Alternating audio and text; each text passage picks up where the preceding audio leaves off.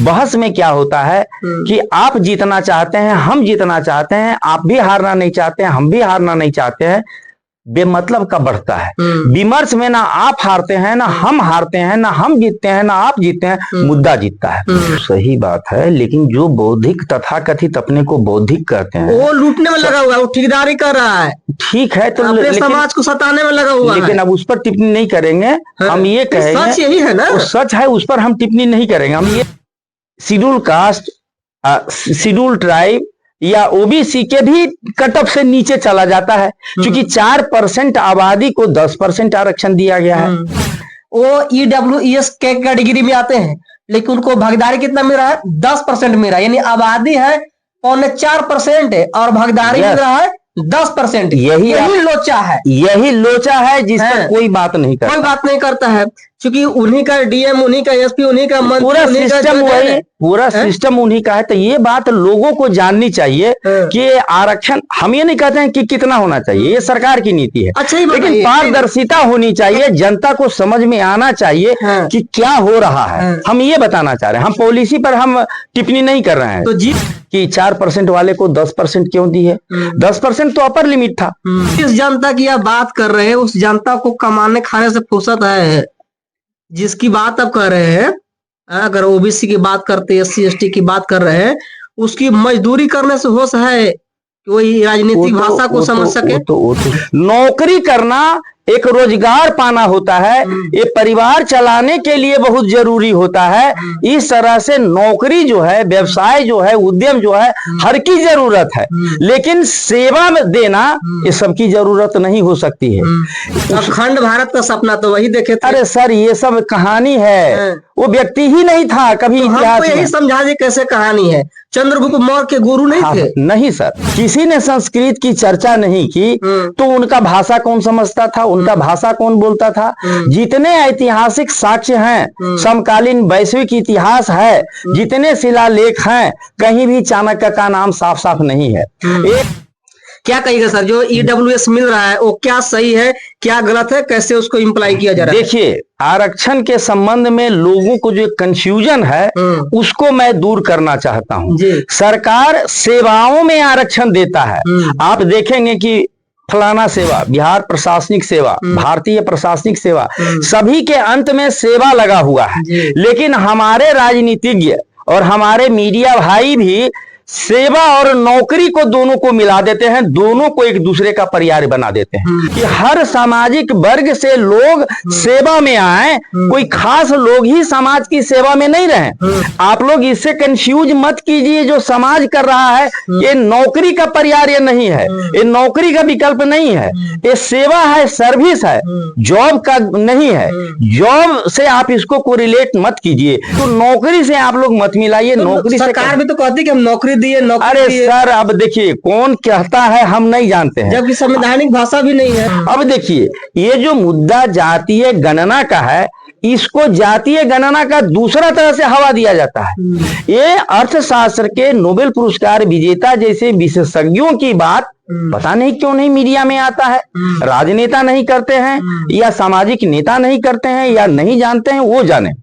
लेकिन ये अभिजीत बनर्जी का स्टेटमेंट है कि प्रामाणिक और पर्याप्त आंकड़ा होना चाहिए। इसी के लिए बिहार सरकार ने कराया। अब बिहार सरकार के आंकड़े को देखेंगे। आपका जो सवाल था आरक्षण पर, 15% सामान्य वर्ग थे और उनमें आर्थिक रूप से कमजोर वर्ग 25% है।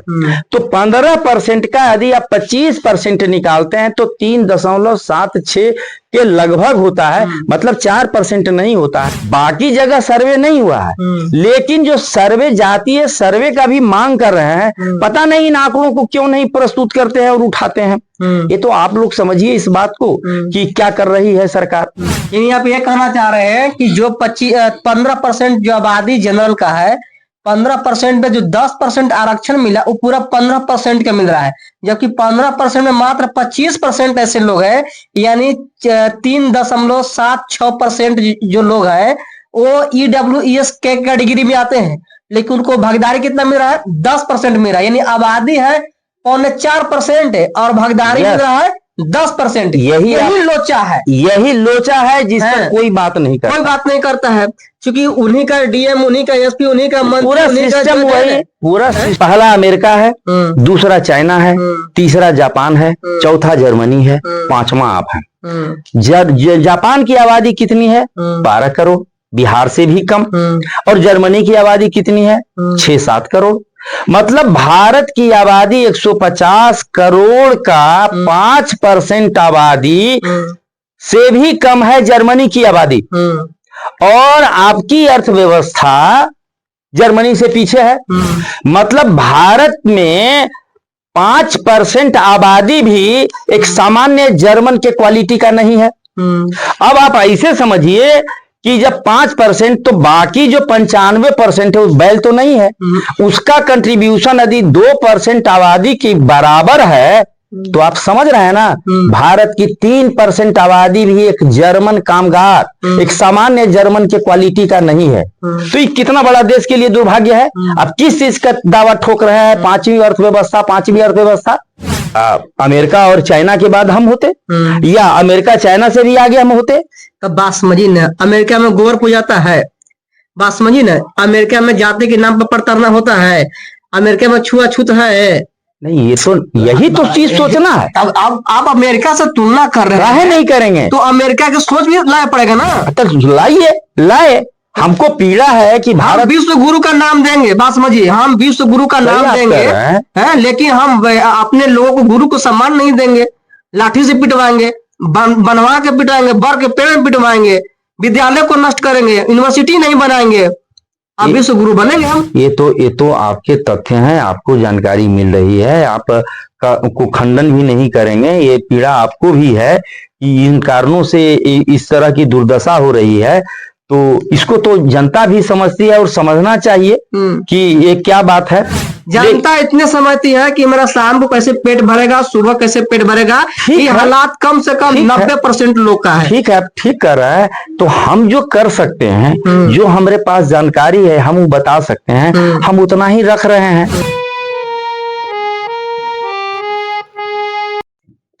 नमस्कार दोस्तों, मैं सुशील कुमार सिंह और आप देख रहे हैं संविधान तक। बिहार में जातीय जनगणना हुआ, जनगणना के बाद 75% आरक्षण को सीमा को किया गया, लेकिन बता दें कि 75% आरक्षण सीमा नहीं बढ़ पाया।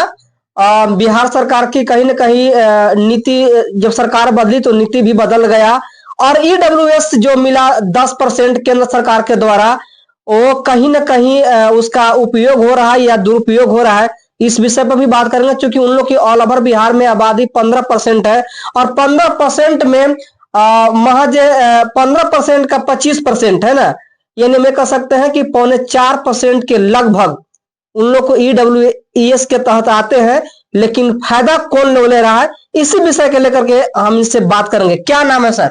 मेरा नाम वैसे निरंजन सिन्हा है, लोग प्यार से आचार्य परवर निरंजन कहते हैं। आचार्य परवर निरंजन नाम कैसे पड़ा सर, आचार्य परवर निरंजन? ये समाज ने दिया कि आप का जो ज्ञान का स्तर है समाज के लिए, आप आचार्य से कम नहीं हैं। और एक इतिहास सम्मेलन उत्तर प्रदेश में हो रहा था, वहां लोगों ने कहा कि नहीं, आप आचार्यों में भी श्रेष्ठ हैं, तो आप आचार्य परवर हुए। तो इसी से मेरा नाम जो है 3 शब्दों में आचार्य परवर निरंजन के नाम से लोग जानते हैं।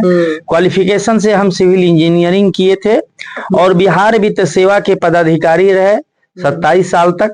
27 साल में 27 पे स्लिप बनवाना पड़ा, मतलब 27 स्थानांतरण बिहार सरकार के द्वारा किया गया।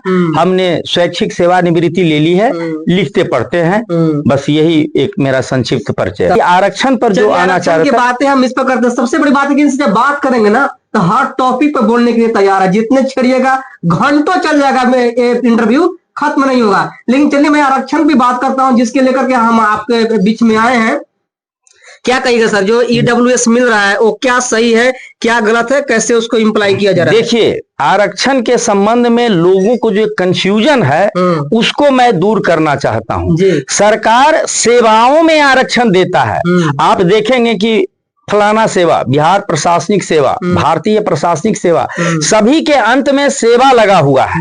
लेकिन हमारे राजनीतिज्ञ और हमारे मीडिया भाई भी सेवा और नौकरी को दोनों को मिला देते हैं, दोनों को एक दूसरे का पर्याय बना देते हैं। नौकरी करना एक रोजगार पाना होता है, ये परिवार चलाने के लिए बहुत जरूरी होता है। इस तरह से नौकरी जो है, व्यवसाय जो है, उद्यम जो है, हर की जरूरत है, लेकिन सेवा में देना ये सबकी जरूरत नहीं हो सकती है। इसलिए आरक्षण का जो व्यवस्था आया है कि समाज में जो विभिन्न वर्ग हैं, जाति के आधार पर, धर्म के आधार पर और भी ऐतिहासिक सांस्कृतिक आधार पर, आर्थिक आधार पर जो वर्ग हैं, तो सरकार की मंशा है, संविधान विशेषज्ञों की मंशा है कि हर सामाजिक वर्ग से लोग सेवा में आए, कोई खास लोग ही समाज की सेवा में नहीं रहे। इसीलिए जो दलित समाज है या पिछड़ा समाज है या भाषाई अल्पसंख्यक है या धार्मिक अल्पसंख्यक है, सारे समाज के लोग जो हैं सेवा में आए। आप लोग इससे कंफ्यूज मत कीजिए, जो समाज कर रहा है ये नौकरी का पर्याय नहीं है, ये नौकरी का विकल्प नहीं है, ये सेवा है, सर्विस है, जॉब का नहीं है।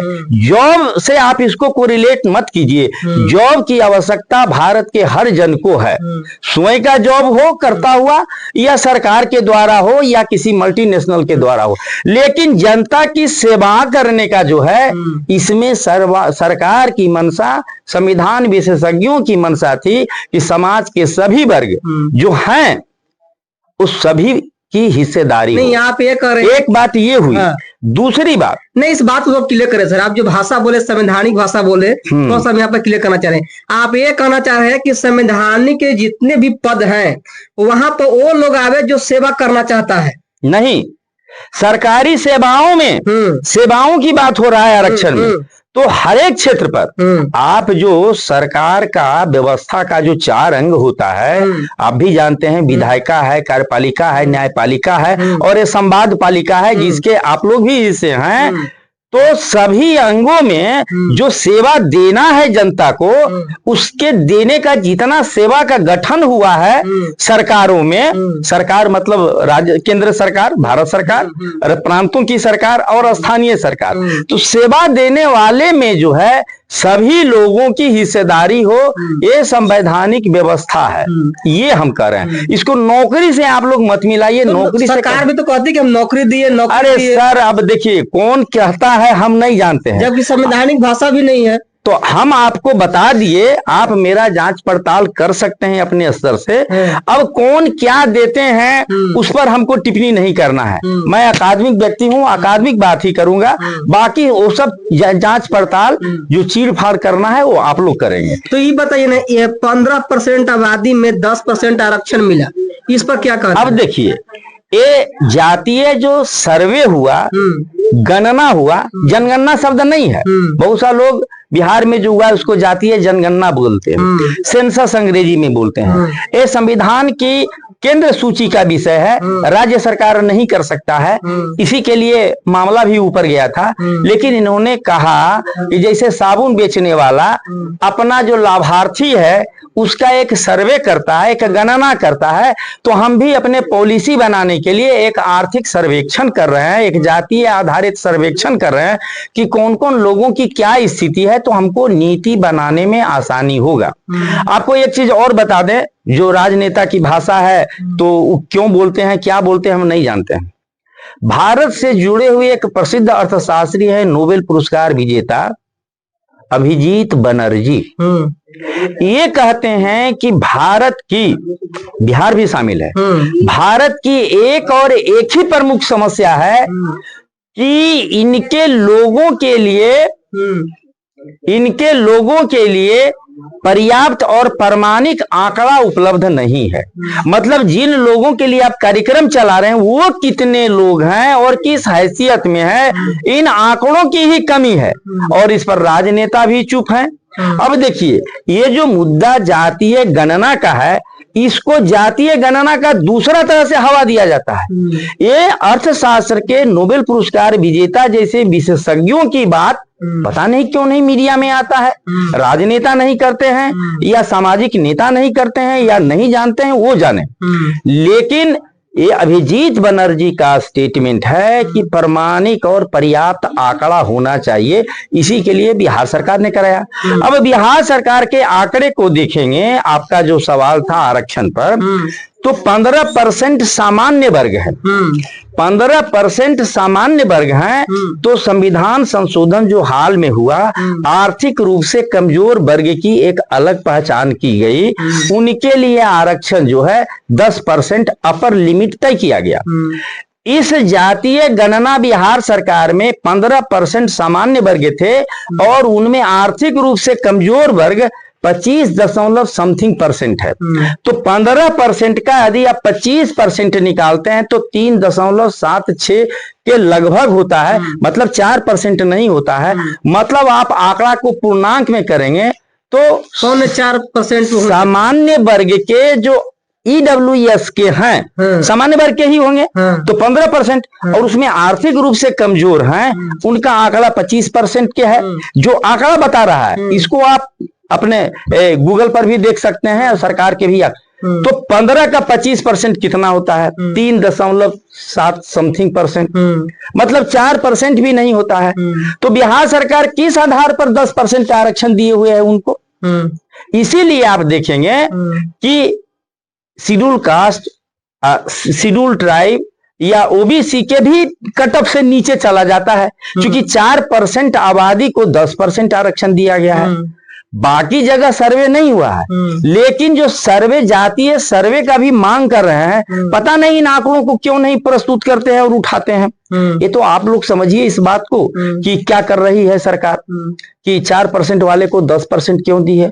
10% तो अपर लिमिट था, और जो सामान्य वर्ग है उनके लिए जो बाकी जो बच गए तो 11% वो ओपन कैटेगरी में आ जाते हैं, जिसमें मतलब कि ओबीसी के भी जो क्रीमी लेयर्स में आ गए वो बाहर हो गए, तो उनके लिए ओपन कैटेगरी है। तो ओपन कैटेगरी और सामान्य वर्ग, इसमें कंफ्यूज मत कीजिए, यही हम कहना चाह रहे थे।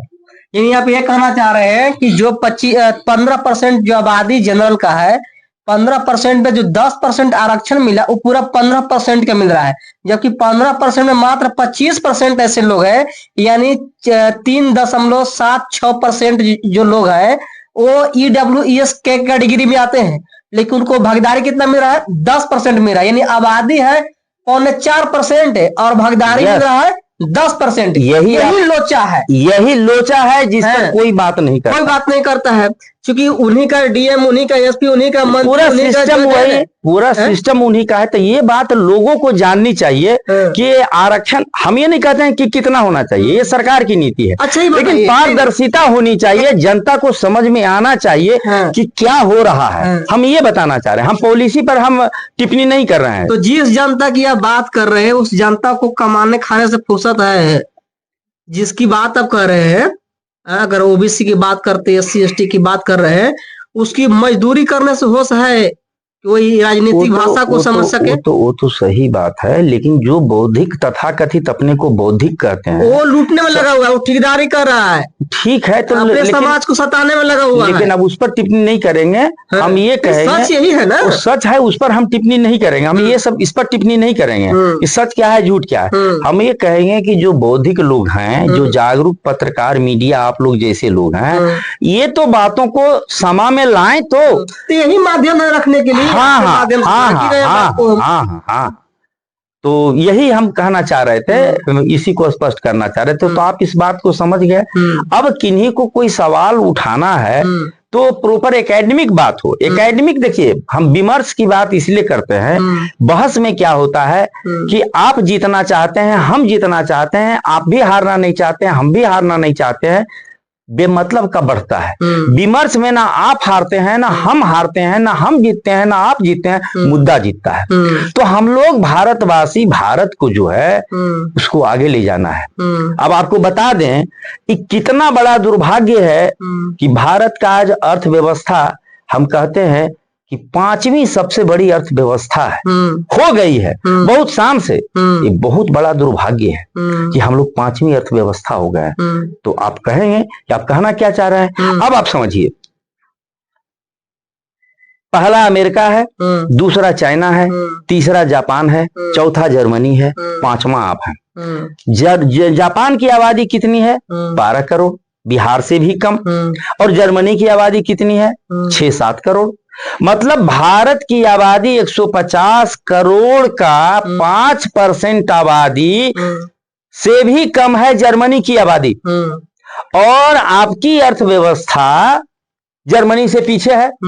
मतलब भारत में 5% आबादी भी एक सामान्य जर्मन के क्वालिटी का नहीं है। अब आप ऐसे समझिए कि जब 5% तो बाकी जो 95% है उस बैल तो नहीं है, उसका कंट्रीब्यूशन यदि 2% आबादी के बराबर है तो आप समझ रहे हैं ना, भारत की 3% आबादी भी एक जर्मन कामगार, एक सामान्य जर्मन के क्वालिटी का नहीं है। तो ये कितना बड़ा देश के लिए दुर्भाग्य है। अब किस चीज का दावा ठोक रहे हैं? पांचवी अर्थव्यवस्था, पांचवी अर्थव्यवस्था। पांचवी अर्थव्यवस्था केवल नारा है, नहीं, नारा है, वास्तविकता है। आप उसके क्वालिटी पर तो जाइए। हाथी ताकतवर नहीं होता, हाथी का साइज मत देखिए, उसका स्ट्रेंथ भी तो देखिए कि कैसे एक तेंदुआ है, एक चीता है, एक बाघ है जो उस पर हावी होता है, जंगल का राजा है। तो हमको भारत का जो माने आपको जो चोट लग रहा है, हमको जो चोट लग रहा है, आपको जो पीड़ा है, हर भारतीय जन को पीड़ा है कि आज भारत को इस कैपेसिटी में ग्लोबल, मतलब भारत का 15% आबादी भी यदि एक सामान्य जर्मन आबादी का होता तो अमेरिका और चाइना के बाद हम होते, या अमेरिका चाइना से भी आगे हम होते। तब बात समझिए न, अमेरिका में गोबर पूजाता है, बात समझिए न, अमेरिका में जाति के नाम पर प्रताड़ना होता है, अमेरिका में छुआछूत है। नहीं, ये तो यही तो चीज सोचना है। तब आप अमेरिका से तुलना कर रहे हैं, नहीं करेंगे तो अमेरिका की सोच भी लाया पड़ेगा ना। तो लाए हमको पीड़ा है कि भारत विश्व गुरु का नाम देंगे, बात समझिए, हम विश्व गुरु का नाम देंगे हैं, लेकिन हम अपने लोगों को गुरु को सम्मान नहीं देंगे।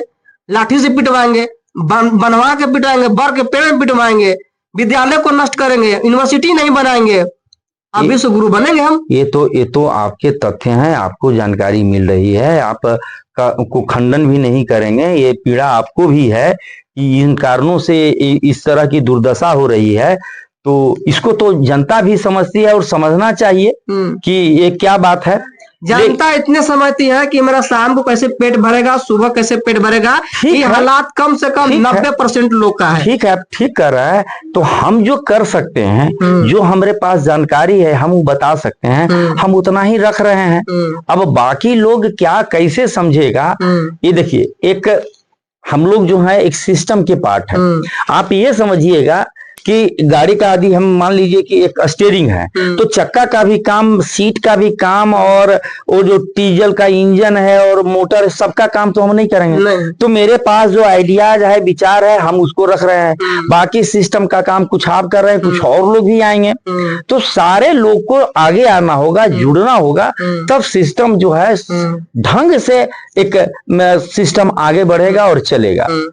आचार्य जी बहुत तरीके से समझाए कि आज है अमेरिका, चाइना, जर्मनी और जापान कहाँ है जिसकी आबादी महज 10% भी नहीं है। हमारा देश का मोटा मोटी 5% हो जाएगा सर। जापान का तो बिहार से कम है, बिहार से भी कम है, वहाँ मात्र 12 है। हमारे जर्मनी का तो भारत की आबादी का 5% से भी कम है। ये तो आंकड़ा आप देख न लीजिए, मिला लीजिए ना। तो सबसे बड़ी बात यह है कि वो जहाँ की आबादी कम है और वहां पर विकास हमसे कई गुना आगे है। हमारे यहाँ आबादी भी है, साधन नहीं, संसाधन है, समझे।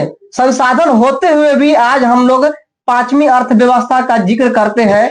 हम लोग नहीं कह पा रहे कि विश्व का पहला अर्थव्यवस्था बना पाएंगे, क्योंकि कहीं ना कहीं हम लोग अपनी भावनाओं से, अपनी व्यथाओं से घृणित है। अपनी विचारों में वो पर्दा, ये कह सकते हैं, अपने विचारों में वो पर्दाफाश नहीं है कि हम जो बोल रहे हैं वो कर भी पाएंगे। नारा जरूर देते हैं लेकिन कर नहीं पाते हैं। आचार्य जी जो भी बात कहे, एक मार्मिक बात कहे हैं, और एक जो टर्म वाली जो बात हो ना, एक टर्म वाली बात है, ये दलील नहीं है, ये बिल्कुल एक लेक्चर है जो लोगों को सुनने की जरूरत है, समझने की जरूरत है। तो कहीं ना कहीं आरक्षण के लेकर हुई जो बताया कि जिनकी आबादी आपको 15% है और उसमें EWS देखिएगा तो महज 4.25% है, लेकिन जो दिया जा रहा है वो 10% दिया जा रहा है, यानी जितनी उसकी संख्या उससे 2 गुना से भी ज्यादा, 2.5 गुना से ज्यादा दिया जा रहा है। लेकिन जिसकी आबादी 75% है, उसकी आबादी का आरक्षण भी नहीं मिल पा रहा है। यही वजह है कि सबसे ज्यादा कट ऑफ जाता है तो ओबीसी SC ST का जाता है, और वहीं EWS का देखिएगा तो सबसे निचले स्तर का कट ऑफ है। यानी ये कह सकते हैं कि पेट में कैंची छोड़ने वाला कहीं अगर विद्यार्थी सिलेक्ट हो रहा है तो कहीं ना कहीं EWS का सिलेक्शन हो रहा है। आप क्या सोचते हैं इस विषय पर? अपना राय प्रतिक्रिया कमेंट बॉक्स में जरूर देने का काम कीजिएगा।